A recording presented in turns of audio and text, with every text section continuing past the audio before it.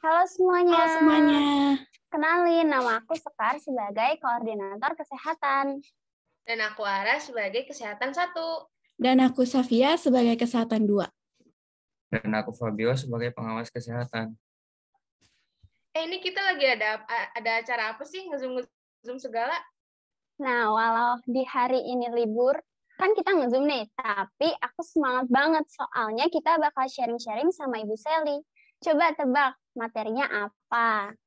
Ya lama main tebak-tebakan segala, langsung aja aku kasih tahu lengkap ya. Hari ini kita bakal sharing-sharing sama Ibu Sally yang bertema mental health care. Wow, keren Keren banget. Ibu Selinya udah datang, kita sambut dulu aja yuk. Halo Ibu Halo Ibu Sally. Sally. Halo, salam kenal semuanya. Gimana kabarnya hari ini Bu? Kabar sehat, alhamdulillah, dan tetap semangat. Wede. Oke deh, karena Ibu Sally udah datang dan daripada lama-lama, langsung aja yuk kita mulai materinya. Untuk Fabio bisa bantu share screen ya.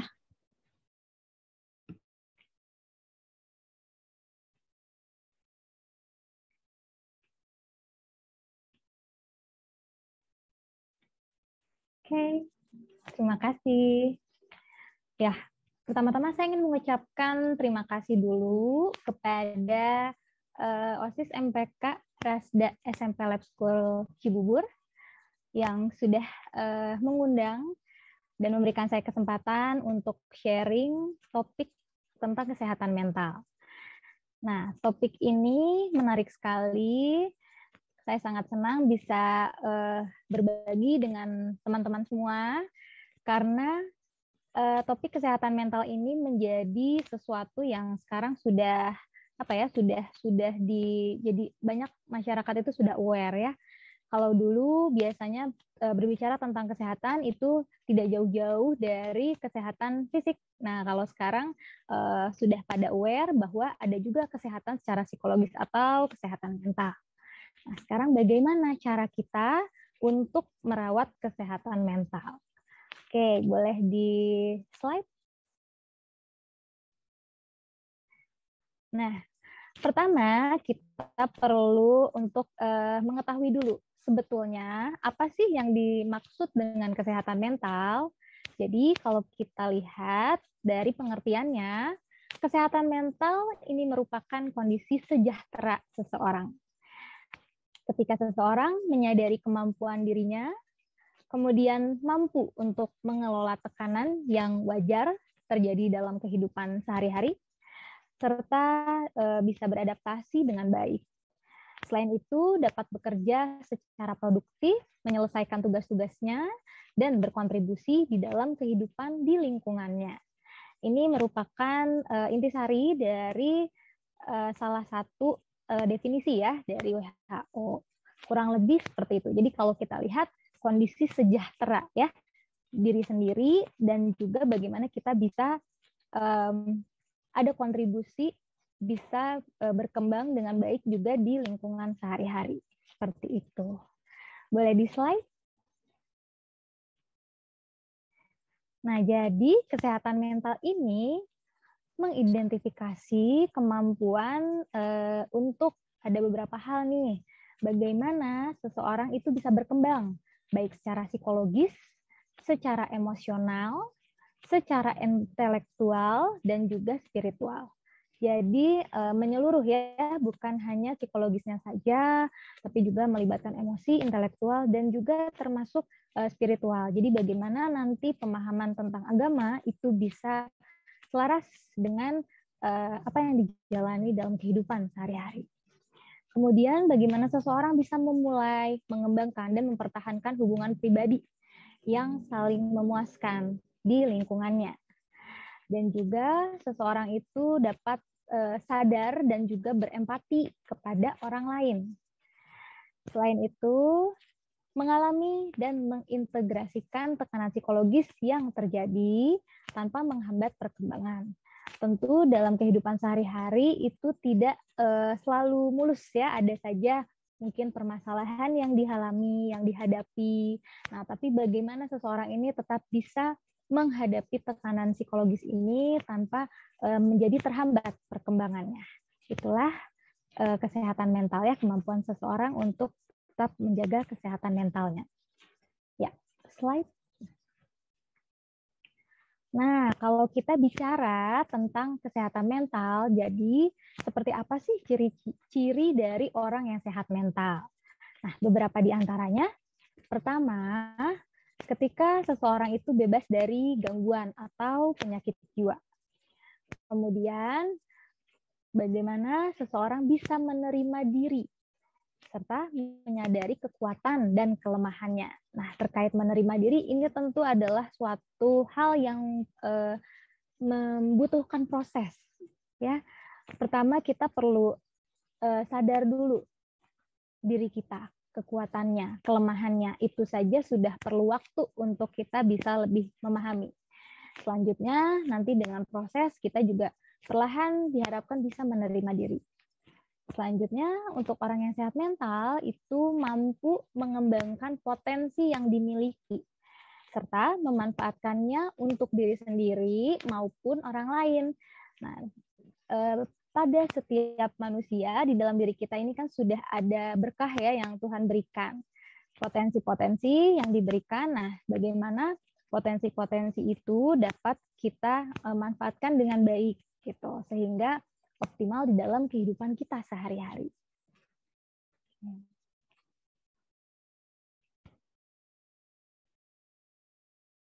Kurang lebih itu, ya kita lanjutkan lagi ya. Nah, selanjutnya diharapkan orang yang sehat mental itu mampu menyesuaikan diri secara fleksibel ya terhadap perubahan-perubahan yang terjadi. Tidak perlu jauh-jauh, kondisi sekarang yang kita alami 2 tahun ke belakang ini sangat menuntut perlunya fleksibilitas ya, karena kita menghadapi situasi yang berbeda dari biasanya. Banyak sekali perubahan-perubahan, kita perlu bisa menyesuaikan diri. Nah, ketika orang itu sehat mental, dia tidak mampu untuk menyesuaikan diri secara fleksibel dengan kondisi situasi yang dihadapi. Dan juga di dalam lingkungan sosialnya bisa memiliki hubungan yang menyenangkan dan juga bermanfaat antar individu. Oke, boleh di slide. Nah, kemudian tadi kita sudah ya membicarakan tentang ciri ya orang yang sehat mental dan juga pengertiannya. Nah, sekarang lalu bagaimana kita bisa mengenali apakah seseorang itu dalam kondisi yang sehat mental atau justru mengalami masalah ya pada kesehatan mentalnya. Nah, kita perlu tahu dulu bahwa kesehatan mental itu merupakan kondisi yang bersifat kontinum, di mana setiap kondisi kesehatan mental individu itu memiliki berbagai nilai yang berbeda-beda.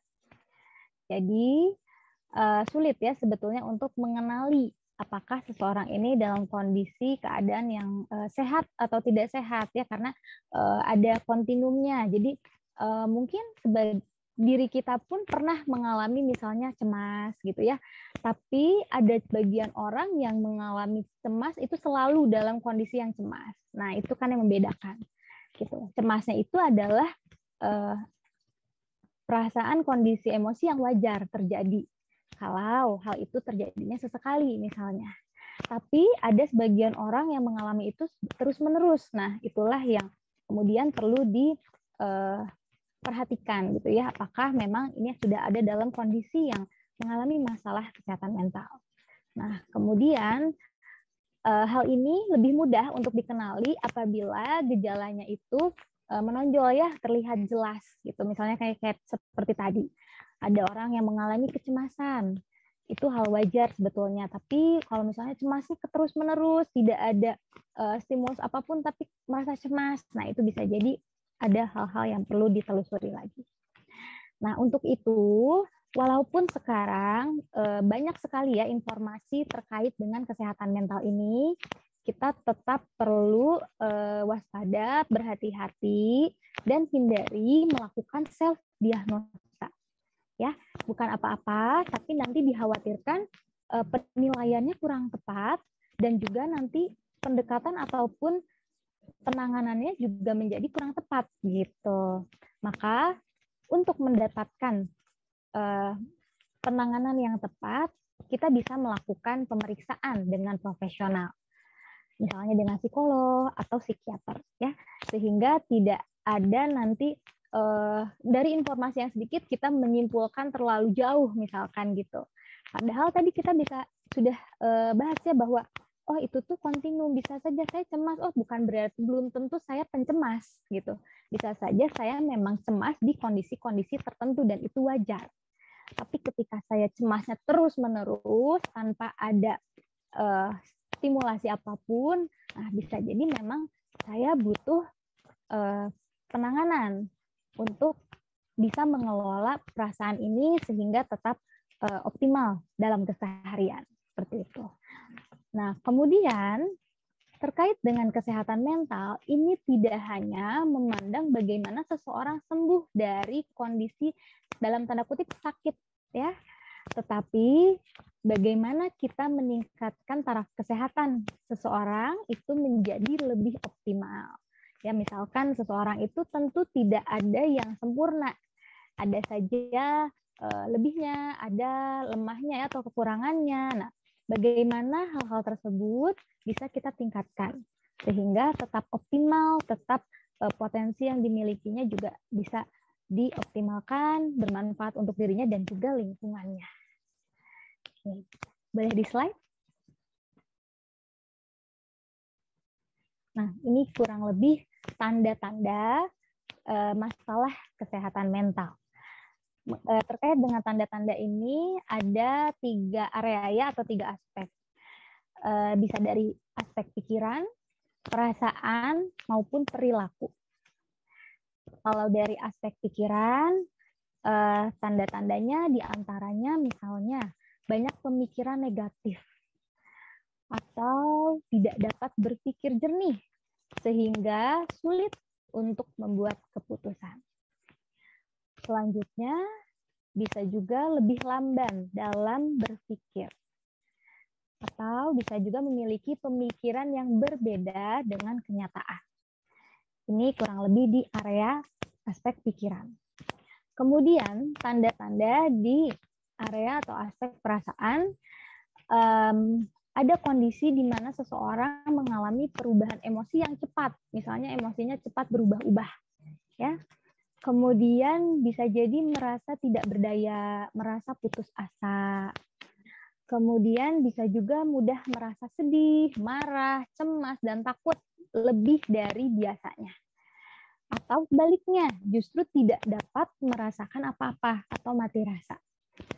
Nah, kemudian pada aspek atau area berikutnya yaitu perilaku, bisa dilihat diantaranya tidak memiliki energi untuk beraktivitas, jadi lebih ke kurang terdorong untuk melakukan aktivitas. Kemudian menghindari pekerjaan atau lingkungan.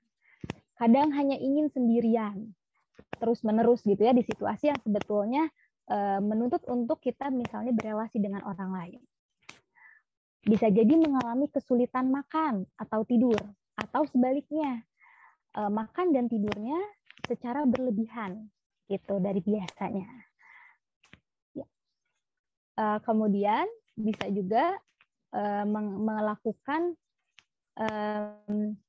kondisi melakukan berkelahi misalnya dengan orang lain seperti itu. Tapi terkait dengan tanda-tanda masalah kesehatan mental ini, kita juga tetap perlu pahami. Misalnya di sini teman-teman sedang berada di fase usia remaja. Nah, usia remaja itu sebetulnya juga ada ciri khas atau karakteristik yang umum yang terjadi.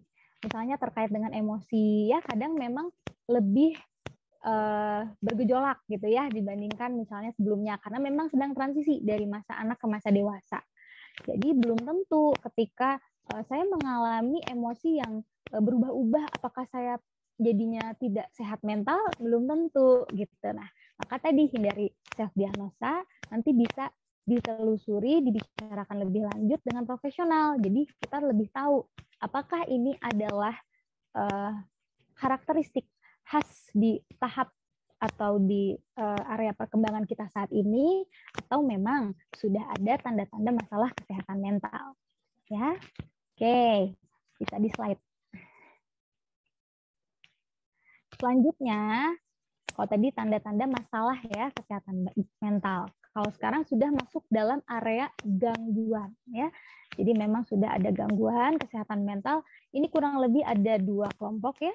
Kelompok yang pertama itu psikotik, ada kondisi mental yang membuat seseorang sulit membedakan realita dan kerap mengalami halusinasi atau melihat, mendengar sesuatu yang sebetulnya tidak ada. Bisa juga adanya delusi, yaitu percaya terhadap sesuatu yang sebetulnya tidak benar. Jadi merasa dirinya misalnya punya waham kebesaran, merasa sebagai seseorang yang dihargai luar biasa, padahal mungkin orangnya biasa-biasa saja gitu ya, tapi dalam kadar yang tidak wajar. Nah, kemudian di kelompok yang kedua ini non-psikotik, di mana kondisinya tidak mengalami gangguan realita, namun biasanya mengalami gangguan perasaan atau memiliki pola pikir yang tidak sesuai dengan hukum atau norma sosial yang berlaku. Ini kalau sudah gangguan. Nanti di dalamnya ini masih ada lagi kriteria-kriteria kategori yang lebih spesifik ya, itu tentu bisa dinilai, ditelusuri lagi oleh profesional. Seperti itu. Oke, boleh di slide. Nah, terkait dengan penyebab masalah kesehatan mental, bisa saja ada terjadi masalah ya, mengalami masalah atau tekanan di dalam kehidupan sehari-hari. Bisa jadi pernah mengalami trauma atau pengalaman kehidupan yang kurang menyenangkan. Bisa juga ada perubahan fisik ataupun masalah fisik yang serius. Kemudian bisa jadi gaya hidup ya, dari gaya hidup yang tidak sehat. Kemudian bisa juga penyebabnya tidak memiliki support system yang baik, yang suportif di sekitarnya. Kemudian bisa juga memiliki keluarga yang juga mengalami masalah kesehatan mental. Dan untuk penyebabnya sendiri belum tentu faktor tunggal ya, belum tentu hanya salah satu saja. Bisa saja itu ada gabungan dari beberapa penyebab misalnya, seperti itu. Oke, boleh di slide. Nah, jadi sekarang kalau kita sudah bicara tentang pengertian, tentang tanda-tandanya, ya ciri yang orang yang sehat mental, bagaimana sekarang kita merawat kesehatan mental bisa diawali dengan kita memahami dan juga menerima diri kita. Tadi sudah sempat disinggung ya di awal juga. Oke, slide kita lihat secara lebih rinci.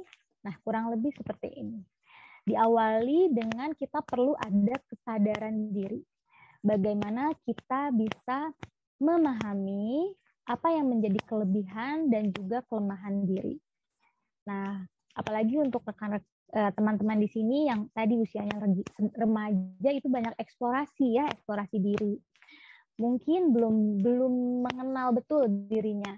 Itu tidak apa-apa karena memang berproses ya. Dan juga bisa dibantu misalnya kita diskusi, baik itu dengan teman, dengan keluarga, atau dengan guru, dan orang-orang lain di sekitar kita. Jadi sebetulnya apa ya kelebihan dan kelemahan diri kita, nanti kelemahannya pun bisa kita evaluasi lagi, apakah ini hal yang masih bisa kita kembangkan, atau ini terkait dengan hal-hal yang memang sudah perlu kita terima gitu ya, menjadi bagian dari diri kita.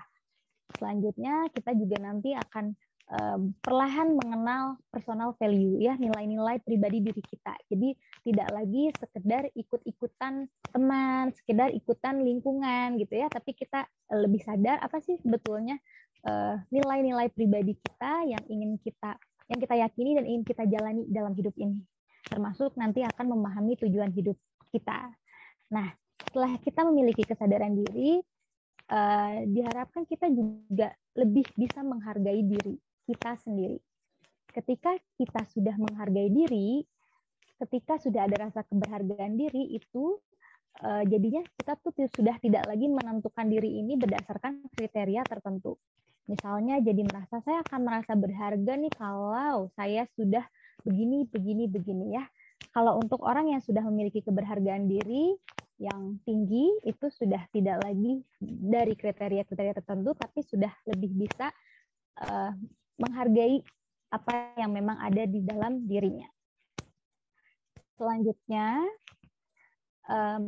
akan ada penerimaan diri, ya, di mana kita dapat memaafkan diri sendiri, menerima bahwa diri tidak sempurna, dan juga berhenti mengkritik kekurangan diri kita. Kembali lagi, ingat tadi, manusia tidak ada yang sempurna.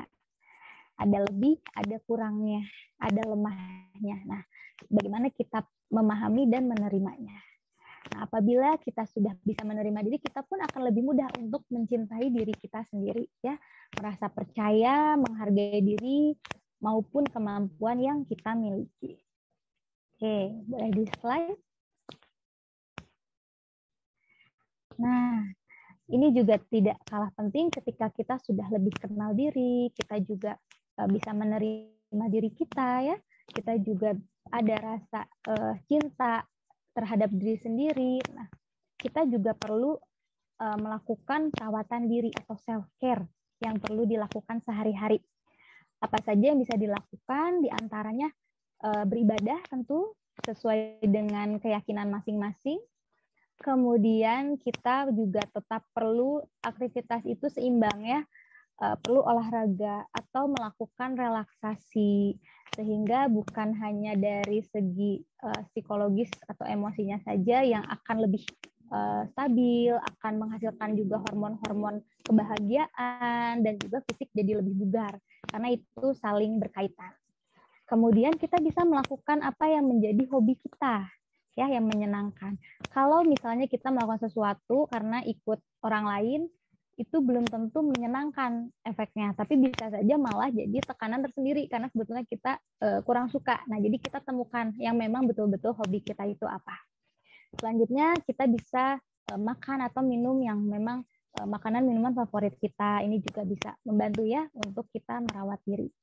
Nah, juga kita bisa menulis jurnal, ya, terkait dengan apa keseharian kita ataupun apa yang sebetulnya kita pikirkan ataupun ingin kita ungkapkan tapi belum bisa terekspresikan.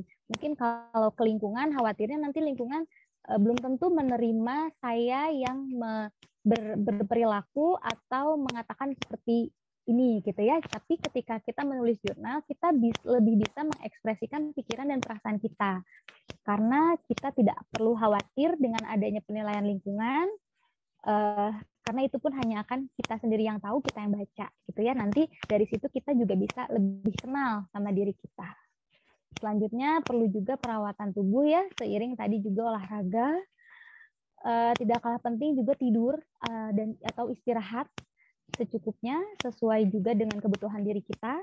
Dan di era sekarang ini tentu tidak bisa terhindar, ya, dari penggunaan sosial media.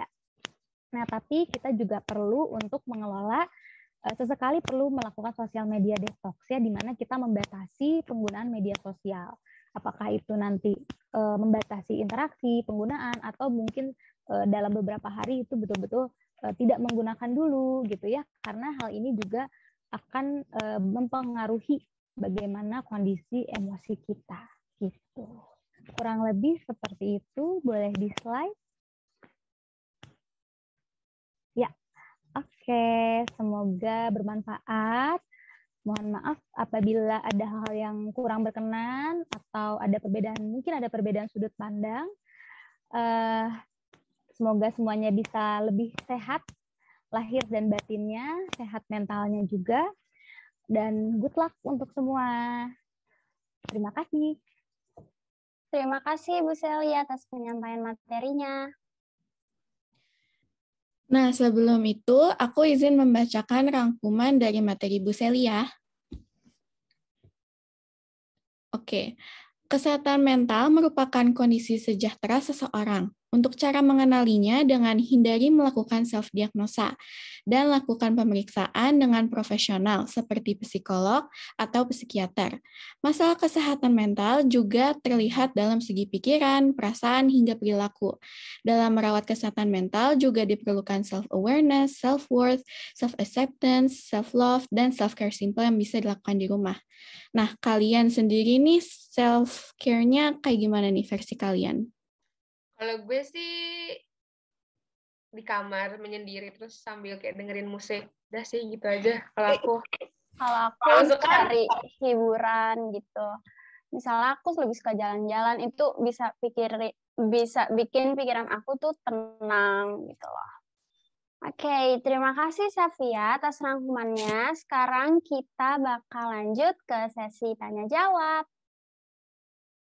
Oke, aku mau nanya nih untuk pertanyaan pertama, bagaimana sih Bu cara memperbaiki mental seseorang? Oke, baik. Mental ya. Pertama, untuk memperbaiki tentu kita perlu tahu dulu kondisinya itu seperti apa. Jadi, kita kenali dulu yang menjadi permasalahan sebetulnya apa. Dari situ nanti baru kita lihat apakah memang ini ada perlu ada perubahan dalam pola kehidupan sehari-hari misalnya ya, atau apakah itu pola pikir atau misalkan pola kehidupan yang lain gitu, atau apabila memang sudah mengalami lebih dari itu, misalkan memang ada kondisi gangguan gitu ya pada diri seseorang, itu bisa juga nanti diberikan treatment yang tepat sesuai dengan kondisi dan juga kebutuhan seperti itu. Semoga terjawab. Oh, jadi kita perlu tahu kondisi kita dulu ya, Bu? Iya, betul. Oke. Kalau kita belum tahu kondisinya, nanti mau bagaimana kita cari solusinya, ya kurang lebih seperti itu. Terima kasih Bu Sally atas jawabannya. Untuk pertanyaan kedua, apakah orang yang terkena gangguan mental bisa sembuh dengan sendirinya? Baik, terkait apa kalau kondisi mengalami gangguan mental itu bisa sembuh atau tidak ya dengan sendirinya atau bagaimana? Karena kondisi gangguan kesehatan mental itu tidak bisa berbeda-beda pada setiap orang. Nah, nanti tergantung juga dari seberapa derajat dalam tanda kutip keparahannya gitu ya. Dan juga apakah misalnya tadi ini akan dapat lebih baik kondisinya ketika ada perubahan pola dalam kehidupan misalnya seperti itu. Kemudian atau misalnya nanti perlu penanganan, apakah penanganannya berupa psikoterapi dari psikolog atau bisa juga bersamaan dengan penggunaan obat-obatan medis ya dari psikiater, itu nanti tergantung dari kondisi gangguan kesehatan mental yang dialami oleh orang tersebut. Mungkin itu. Ya. Berarti kalau misalnya kita mau sembuh pun juga harus konsul dulu sebaiknya ya Bu? Biar tahu separah apa. Ya, betul. Apakah memang ada masalah atau jangan-jangan tadi kembali lagi, oh ini adalah masalah yang umum terjadi di fase-fase tertentu yang sedang dialami. Gitu. Terima kasih Bu. Ya. Terima kasih kembali. Oke, untuk pertanyaan terakhir, kenapa remaja sekarang banyak yang terkena gangguan mental? Oke. Baik. Kalau kita lihat, memang tuntutan kehidupan di masa sekarang pun itu kan lebih lah ya dibandingkan mungkin di masa yang sebelumnya gitu, karena memang kondisinya pun sudah berubah dan apa-apa tuh serba cepat gitu ya. Kemudian belum lagi paparan informasi juga lebih banyak, lebih mudah. Ini kan ada dua sisi sebetulnya. Di satu sisi butuh waktu dalam penyesuaian. Nah, itu kan tentunya jadinya itu bisa mengalami mungkin permasalahan gitu. Dan juga sekarang ini kan orang-orang sudah lebih aware sebetulnya. Nah, jadi sudah lebih tahu, oh ternyata ketika mengalami mengalami seperti ini ada permasalahan nih dalam kesehatan mental dan bisa ditangani. Orang-orang juga sudah tidak menganggap itu sebagai sesuatu yang istilahnya memalukan gitu ya, misalnya bahwa ya itu hal yang wajar saja gitu ya, selama memang kita juga tetap bisa berfungsi di lingkungan, kurang lebih seperti itu. Terima kasih Bu Sally udah jawabin nih pertanyaan-pertanyaan dari kita. Dari penjelasan Bu Sally, kita harus mengetahui seberapa parahnya gangguan mental kita dan nggak boleh self-diagnosa, guys. Harus melakukan pemeriksaan dengan psikolog atau psikiater. Benar, dan juga your mental health is a priority. Gak cuma kesehatan fisik aja nih yang harus dijaga, kesehatan mental juga gak kalah penting. Bener gak? Benar banget. Setuju banget sama apa yang dikatakan oleh Safia dan Sekar. Nggak cuma kesehatan fisik juga, kita juga harus mentingin kesehatan mental kita. Terima kasih Ibu Sally telah memberikan wawasan lebih jauh untuk kami dan semua teman-teman yang lagi nonton. Seru banget sharing-sharing hari ini, iya nggak? Seru banget. Semoga dengan kalian menonton video ini bisa bermanfaat buat kalian semua. Sekian dari kita semua, aku Sekar. Dan aku Ara. Dan aku Safia. Maaf apabila ada salah kata atau perbuatan. Kami pamit undur diri. Terima kasih Bu Sally. Dadah semua. Terima kasih semuanya.